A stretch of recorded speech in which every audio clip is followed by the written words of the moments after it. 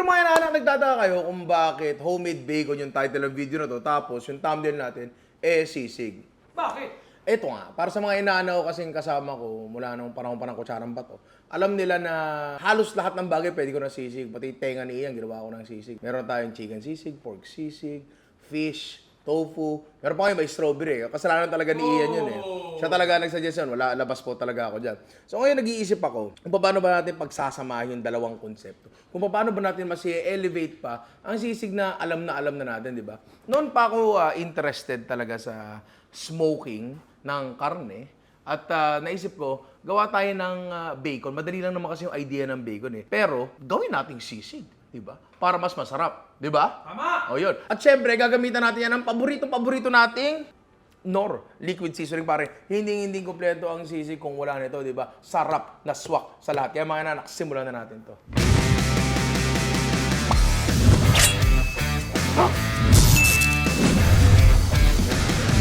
So, bacon. Napakasarap na usually nabibili natin yung mga strips na, yung mga maninipes, di ba? Sa mga hindi nakakalam, ang bacon ay talagang slab lang ng liempo yan na hiniwa lang in such a way para magmukha siyang gano'n. So, magtitimpla lang tayo ng liempo dito, pero hindi lang basta timpla kasi curing nga ang gagawin natin dito. Ano ba muna ang curing? Ang curing ay ginawa siya primarily to preserve food. So ngayon, i-cure natin ang ating liempo at napakadali lang gawin ang curing na to, pare. So kuha kayo ng isang pichel, timbangan. So, lagyan natin ng 500 ml ng Knorr liquid seasoning, pare. Op! Okay, 500 ml. 500 grams ng brown sugar. Meron tayo ditong curing salt, pare. Kailangan natin dito ng 5 grams ng curing salt. Talagang konting-konti lang. Ha? So, ngayon, i-dissolve natin to, pre. Pwedeng whisk lang, pero mas madali ito. Ngayon, kung may makikita kayong mangilang-ilang granules ng asukal na hindi pa dissolve, okay lang yun. Sobrang tagal natin ibababad nito, malulusaw din yung asukal na yun, pare. Yan. Ang baboy natin, pare. Hindi, ito. Ito yung baboy natin. Ang lakas ng tawa mo, ha? Malakas masyado tawa. Pinili namin dito ay liempo na hindi masyado makapal. Kasi pag masyado makapal, nahihirapang ma-penetrate ng cure. And minsan may chance ang tulad ko, bumaho rin. So, ang pinili din namin dito ay skin of boneless. Ito baboy namin nasa 2.6, pero up to 3 kilos, pwede naman. Ang pinaka-importante lang talaga, mamarinate nyo siya in such a way na nakadikit lahat ng cure dun sa lahat ng sides ng baboy, pare. Papakita ko sa inyo mamaya. At ito ang solusyon dyan, pare. Plastic. So, ilalagay na natin to dito sa ating ziplock. Tapos yung cure natin, ilagay natin sa kanya. Naamoy ko na agad yung Knorr liquid seasoning. Parang gusto ko na higupin. Pero wag, please. Wag. Huwag nyo gawin yun. Siksik natin ng konting ganyan. Sara natin to. Tira tayo ng konting bukas dito sa isang gilid. Tatanggalin natin ang lahat ng hangin na kaya nating tanggalin. Ibababad natin to for 7 days. No. Pero, medyo matagal. Pero kung gusto nyo ng faster marination, parang sa totoo lang, kahit 1 hour lang, pwede na. Gamit lang kayo ng manipis na liempo. Tapos lagyan nyo ng Knorr liquid seasoning. Tapos kahit anong timplang gusto nyo. Nga lang, hindi siya cured. Marinated siya. Timplado siya. Hindi siya bacon, kundi liempo siya. Gets nyo? Kasi kunyari, ganun yung gagawin nyo. No? Timplahan yung ganyan, tapos iihaw nyo. Hindi siya bacon sisig, kundi inihaw na liempo sisig siguro. Pero pag Knorr liquid seasoning ang gamit ko, talagang ang bilis kumapit, pre. Mabilis talaga yung kumapit eh. Talaga 1 oras lang laban namin. So ngayon, 7 days, pare. Ilagay na natin ito sa ating rep. Wag freezer, please. Wag freezer kasi wala nang water activity doon. Tumigil na lahat. So wala nang ganun na mangyayari, di ba? Ganun ng basta, ng timpla, di ba? So, lagyan na natin sa rep to, tapos balikan natin after 7 days. So, eto na siya. May kita nyo na yung pagbabago niya. Una yung kulay. Kita nyo naman nagbago na nga yung kulay niya. Kasi nga, sabi ko, yung hangin na dulot nga nung pag-mix natin, nawala na siya, di ba? Ngayon, talagang may kita nyo yung pagbabago sa kanya. Medyo mag-firm up yung karne niya. Iba na yung kulay niya. Parang gusto ko nang kagatin to.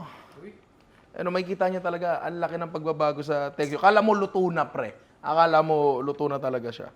Ngayon, merong dalawang schools of thought sa pagkatapos mong cure yung karne. Kadalasan talaga, binabanlawan nila. Minsan naman, hindi.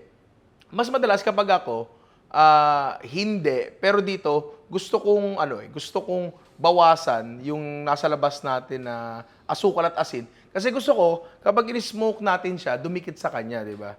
Hindi dun sa kung ano may nasa labas, kundi sa karne mismo talaga. So, banlawan lang natin ng konti ito. Tapos ngayon, para nga mas kumapit ang smoke natin, tutuyuin pa natin yan, pare. Meron tinatawag na pellicle. Uy! Yung pellicle na yan ay yung parang skin na napo-form sa labas niya. Usually, ang ginagawa dito, nire-ref siya ng overnight para mag-dry out yung skin niya, lumagkit ng konti para mas mag-adhere yung smoke sa kanya. Okay na ako, hindi ko na siya patatagalin sa ref. Pero again, kung may oras kayo, gawin niyo yun. So ngayon, tuyuin lang natin as much as possible para lahat talaga nung smoke natin dito dumikit, di ba? Okay na ako dyan, set up na natin ang ating smoker. Doon muna tayo, pag-usapan muna natin ang konsepto ng ish-smoker. Ano ba ang hot smoker? Basically, dalawa lang naman ang kailangan mo ma-achieve dyan.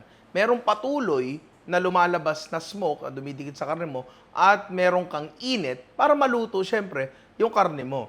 So, pag nakakita ka ng mga commercial smoker, minsan mahahaba yan na ganyan eh. Parilagay nga dito ng picture ng mga barrel smoker. Pahaba siyang ganyan, tapos may barrels dito, tapos nandito yung parang dyan. Andito yung smoke box niya. So, dito sila naglalagay ng kahoy, at yung kahoy na yun na rin yung smoke flavor, yun na yung smoke, and yun na rin yung heat source niya. So, nangyayari dyan, minsan iisipin mo, paano naluluto yung nandito? Nandito yung smoke box mo, di ba? Ganito pala yan. Kapag meron kang hangin na pumapasok dun sa smoke box mo, tapos meron kang butas dun sa kabilang dulo ng barrel mo, doon dadaan yun, pre. Pag gano'n yan. Maluluto yung karne mo at may smoke pa yung karne mo. Ngayon, wala tayong ganong setup dito. Ang gagawin natin dito ay vertical smoker. Ang vertical smoker ay, as the name implies, vertical. Meron tayong rack dito na patong-patong. Hindi naman kailangang ito talaga. Madaling humanap ng parang kung paano nyo gagawin to. Dito natin ilalagay yung karne natin sa pinakataas dahil heat goes up, pare. So, ilagay na muna natin yung karne natin. Tapos, dito sa ilalim na layer na to, nalagyan natin ng tray. Etong tray na rin na to. Dalawa ngayon ang silbi niyan. Ang silbi niyan ay magiging water pan siya. Nalagyan natin ng tubig yan. Kasi gusto natin, humid yung environment natin. Plus, na-spoil ko na ba kung ano yung gagamitin natin na smoking vessel? Hindi pa ata mismo. And palagay ko, alam na ng mga inaanak ko dyan. Ang gagamitin natin ay corrugated carton box. Karton lang talaga. Ang karton ay flammable. Kailangan po natin mag-ingat dyan. Makakatulong itong water pa natin to keep the environment humid at hindi matuyo masyado yung karton natin at mag-catch ng fire. Pakiusap lang ho, kung gagawin nyo to sa labas po ng bahay. Parang awa nyo na. Kasi po, kung napanood nyo yung nakaraang camping video namin, merong nangyaring hindi maganda. Uy! Nasusunog!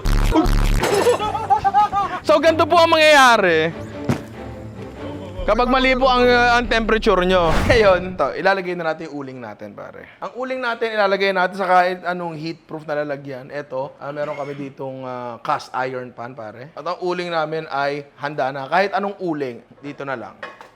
Pagdating sa charcoal, kahit anong charcoal ang gamitin nyo, kung anong available. So, ilalagay natin yan dyan. Tapos, kailangan na nating ilagay ang ating smoke box. Aluminum foil ang gagamitin natin. So, kuha lang tayo ng ganyan.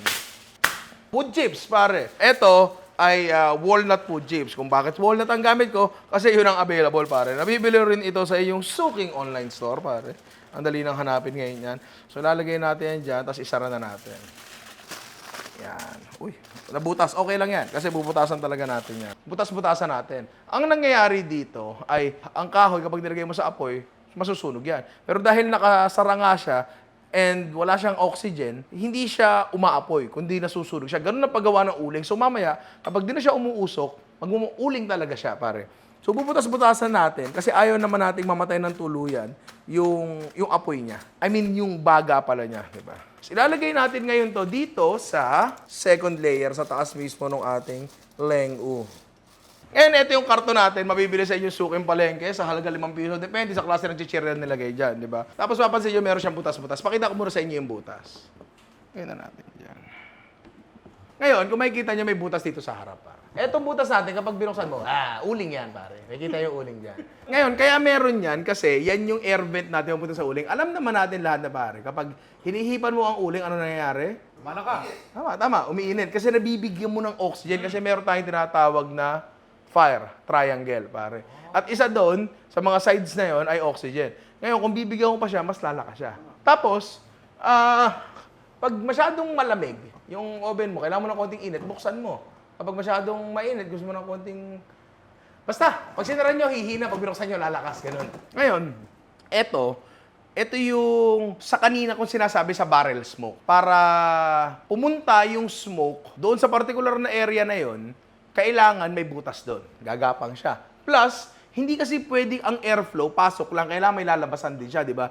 So, kung bubuksan mo yon at bubuksan mo to, bukas sa bukas yung airflow niya, mainit yan, di ba? So, etong dalawang butas na to, ang inyong heat control at airflow. Tapos, etong taas, tatakpan lang natin yan. Mapantatakip natin yan. Ito, a random plank of wood in our kitchen. Takpan lang natin yan. Hindi selyado to. Ito ay isa sa pinaka-cost-effective na paraan para mag-smoke. Kaya hindi siya perfecto. Pero ulitin ko lang, meron pong mga kaakibat na problema yan. Ha? Tandaan nyo po na pwede po talaga masunog yan. Kaya mag-ingat po tayo. So ngayon, ang next na kailangan natin ay thermometer, pare. Ilalagay mo yan dyan. Yan. Just to have an idea kung ano ang niya, temperature niya.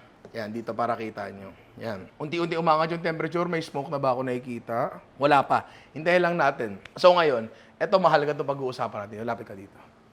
Masinsinang usapan to, pare. Etong smoking na ginagawa natin, ang pinakamahirap na bagay dito ay temperature control, pare. Bakit ba natin ginagawa ang smoking? Siyempre, primarily to give the protein, the flavor na gusto natin, which is yung smoky flavor nga, di ba? And at the same time, niluluto na rin natin siya. Ngayon, kapag na-smoke mo na yung karne mo, at least etong bacon natin, for siguro mga 2 to 3 hours, okay na yon. Nakuha niya na yung sapat na flavor na kailangan niya. Yung temperature control, kunyari masyado mababa yung temp mo, di ba? Say nasa mga 150 or 140, masyado mababa yun, dagdagan nyo pa ng uling. Pagka na-smoke nyo na siya ng 2 hours, make sure na may lumalabas na smoke, ang hack dyan ay pwede nyo siyang lutuin sa oven. Pagkatapos, para makuha nyo lang yung safe na internal temperature. Ideally talaga, kung perfecto ang mundo, makukuha nyo yung tamang temperature nito. Pero kung hindi, pwede nyo tapusin sa oven yung cooking process nyo. Pero kung talagang kaya mong tapusin dito, and hindi siya imposible, nagawa na namin siya, okay siya, kailangan lang talaga, kabisado mo yung uling mo at medyo lalaruin mo yung airflow mo talaga ng konti. Medyo babantayan mo talaga siya, di ba? Hindi siya imposible, mahirap lang siya, pero kahit di mo siya makuha, may paraan tayo. Hintayin lang muna natin mag-smoke, balikan natin ito mamaya. Umuusok na siya, pare. Ito smoke na to, actually medyo malakas yan. Kahit mas mahina ng kaunti dyan, okay lang yun, okay lang yun. Ang maiiba lang naman doon is magdadagdag ka na magdadagdag ng kahoy every now and then. Papalitan mo rin yung pakete ng smoke mo. Ngayon, ang temperature natin ay 191 Fahrenheit. And ang smoking temp natin na ini-aim para dito sa particular na pork belly na to ay anywhere between 200 to 220. Kapag nag 220 and above ka na, medyo masyado na mabilis yung rendering ng fat. Masyado na maraming matutunaw na taba bago maluto yung loob. And iimpis yung bacon mo. And ayaw natin, no, di ba? Oo. So ngayon, kapag masyadong mainit yung temperature nyo, sara nyo lang yung mga vent. Pero wag totally saradong-sarado kasi maaaring masuffocate yung mga uling nyo at mawalan ng oxygen. Oo, ng oxygen at mamatay. Ngayon, pagka maliit na lang yung bukas ng vent nyo, pero mainit pa rin talaga yung temperature, tanggal kayo uling. Ganun lang kasimple. Ngayon, kapag bukas na bukas yung vent nyo, ayaw pa rin makuha yung temperature, dagdag kayo ng uling. Ganun lang kasimple. It's that simple, pare. So ngayon, i-dip muna ako, pare. At hintayin natin yung anywhere between 4 to 5 hours. Ang target nating internal temperature dyan ay 155 Fahrenheit. So balikan nyo ako dito mamaya. Ako ay i-sleep muna. Sige, ako muna magpa-vlog. Total, matutulog ka naman pala eh. Ngayon, 190 degrees.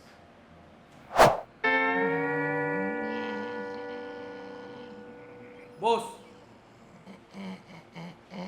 Boss! 21. Ay, Boss, ay, 21! sorry. Shooting na! Ay, Trabaho! ay, okay. Kanina pa to! Ay, sakto! Sakto, pare! 4 hours na to. 4 hours na to. Ito na ang grand reveal, par. Tingnan na natin. 1, 2, 3. Wala. Diba? Diba? Diba, pare? Talaga namang Uy! Parang napakasarap talaga nito, di ba? Grabe, no? Yan yung iahanda mo sa pamilya ng nililigawan mo? Sabi ko na talagang pak! Susunduin kita rin, sobrang yabang mo talaga, di ba? Par, napakaganda, di ba? Ibang klase. So, pinalamig muna namin siya ng konti.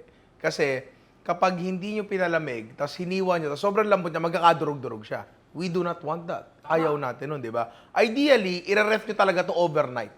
Tapos saka siya hihiwain, pero ako'y saksakan na excited na, pare. Warakin na natin to. Gitna na agad. Uy, hindi pa siya sobrang lamig, pero laban na to, pare. This is already in battle. Uy! Ito yung pinakamasarap, tong side na to. Kasi ang dami smoke niyan eh. Sideways. Ayan. Tara nyo.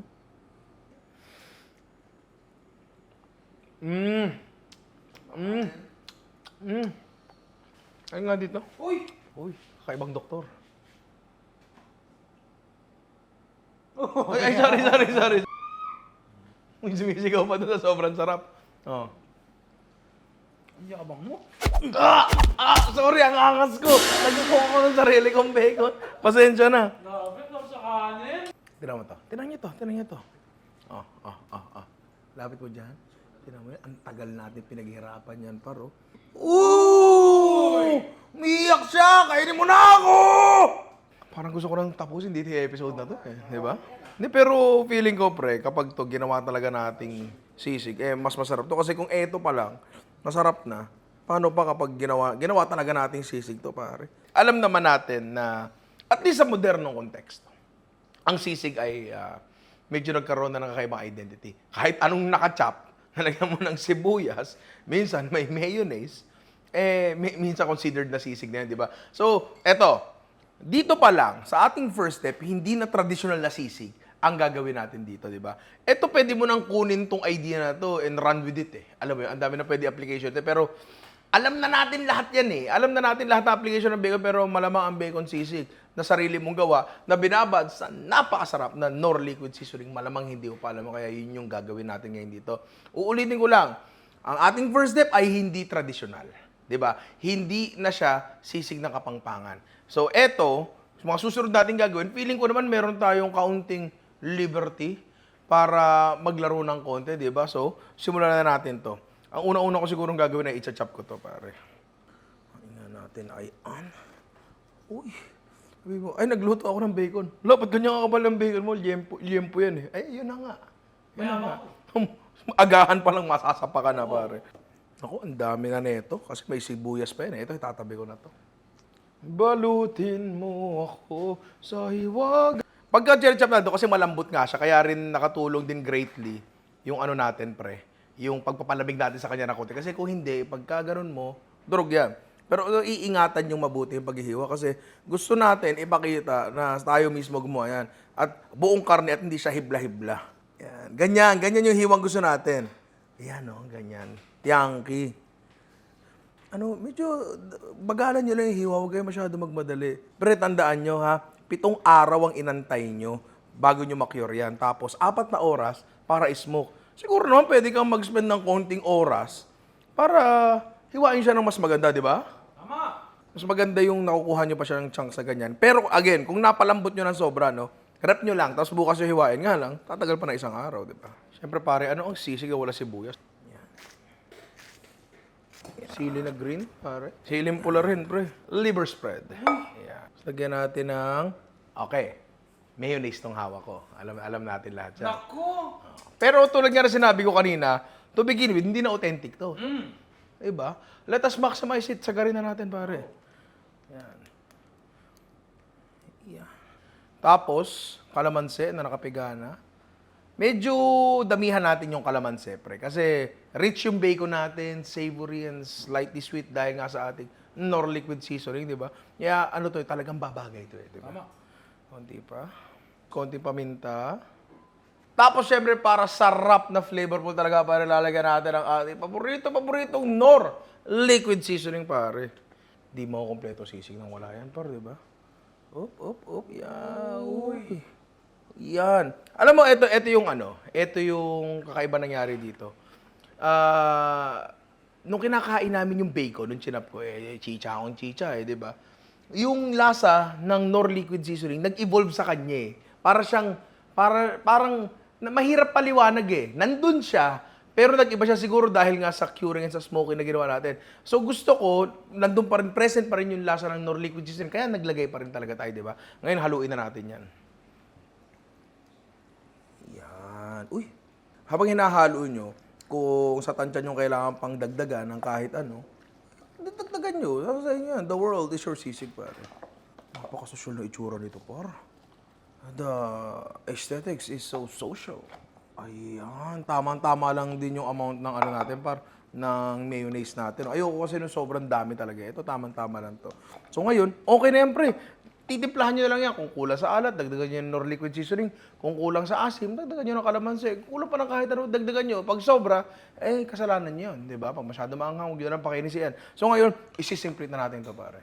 Mainit na ating seasoning plate na rin gamit ko dito ay cast iron. Sakto umuulan, masarap mag food trip, di ba? Yan! Lagay na natin ang ating butter. Ikot-ikot lang, ikot-ikot lang. Yan. Tapos lagay na natin ang ating sisig. Uy!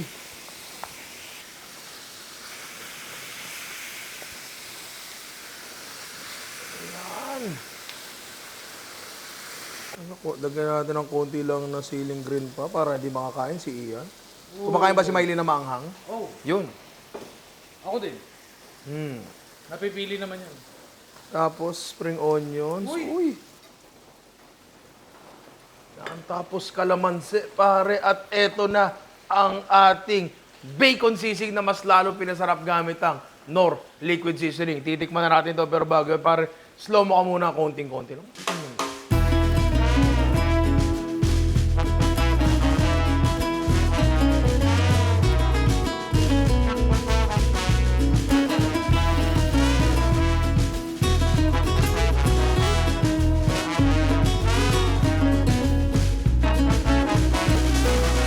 Kasi konti lang yung B-roll, nawala na tuloy yung sisling. Oh. Pero pwede pa yan, pare.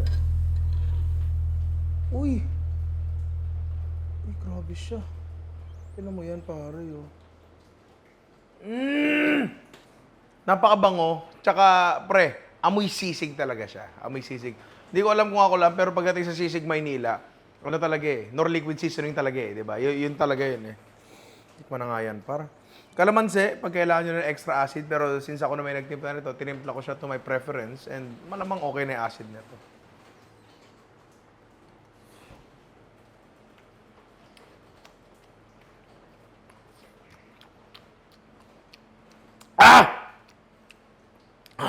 Ang init. Ang init. Pero ang sarap, pare. Napakasarap. Ibang klase talaga. Talagang, alam mong sisig siya, pero there's something else.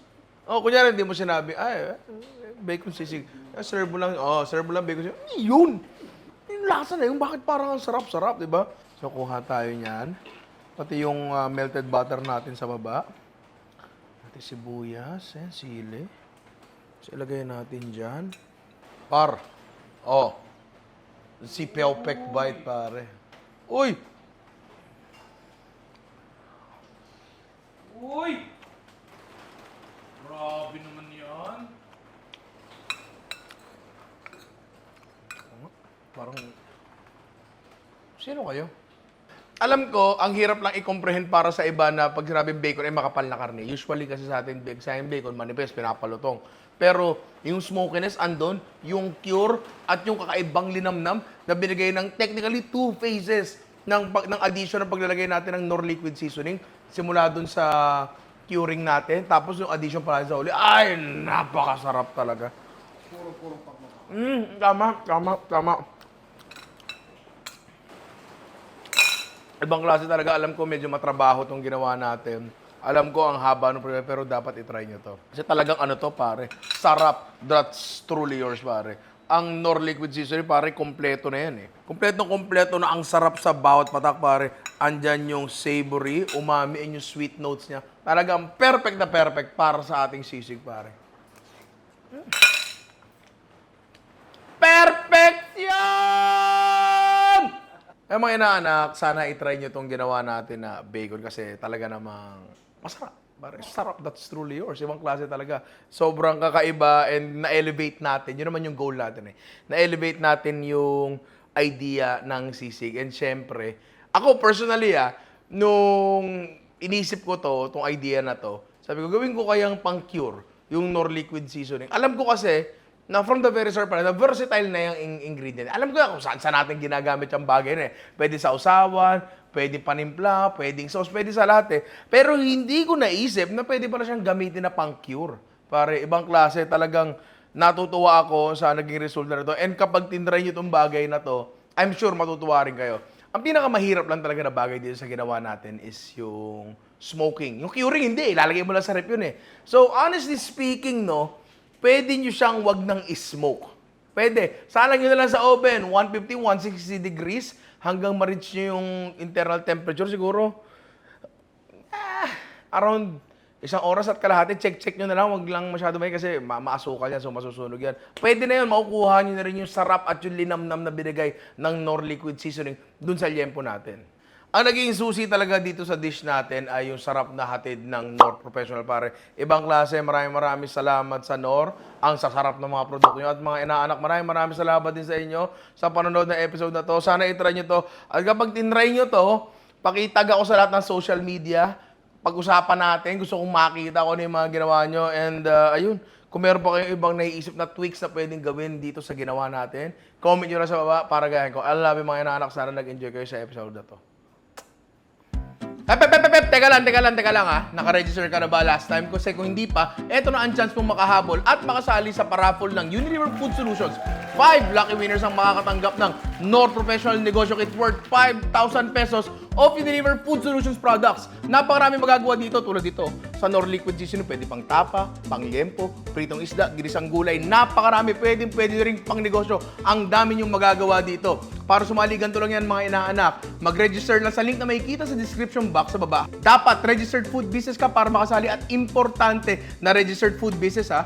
Ang mananalo ay makakatanggap ng email mula sa Unilever Food Solutions. Kaya register na at manalangin na kayo ang mapipiling manalo sa Unilever Food Solutions raffle promo. Register na mga inaanak. I love you all. Ito akin. Ito ako nanalo dito eh.